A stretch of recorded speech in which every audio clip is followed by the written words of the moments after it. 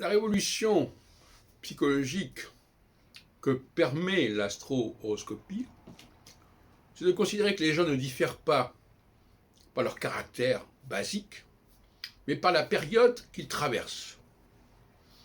Deux personnes fondamentalement identiques, si on peut dire, mais passant par des temps différents, auront des comportements différents et des attitudes différentes.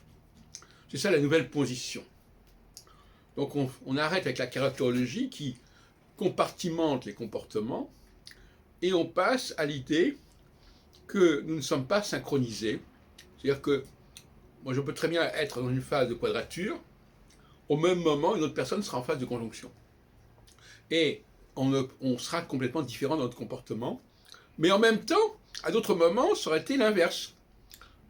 Celui qui aurait été en conjonction sera en quadrature, celui qui est en quadrature sera en conjonction. C'est comme ça que les choses se passent, doivent se passer.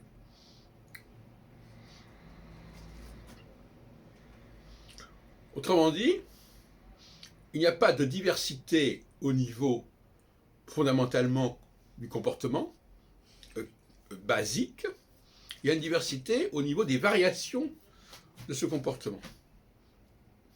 C'est ce que j'appelle la désynchronisation. Nous ne sommes pas sur la même longueur d'onde au même moment. Mais ce que l'autre a vécu, nous l'avons vécu ou nous le vivrons. Mais à un autre moment, un autre kéros. Et bien entendu, ce que je suis en train de dire concerne les leaders.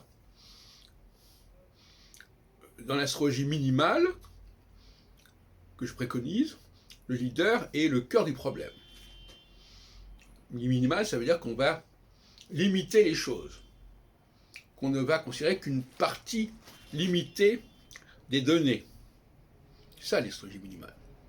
Même la notion de peuple élu relève d'un certain minimalisme, par opposition au maximalisme qui voudrait tout englober,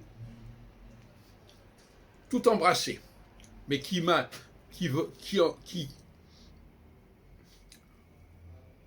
trop embrasse mal étreint, c'est bien connu.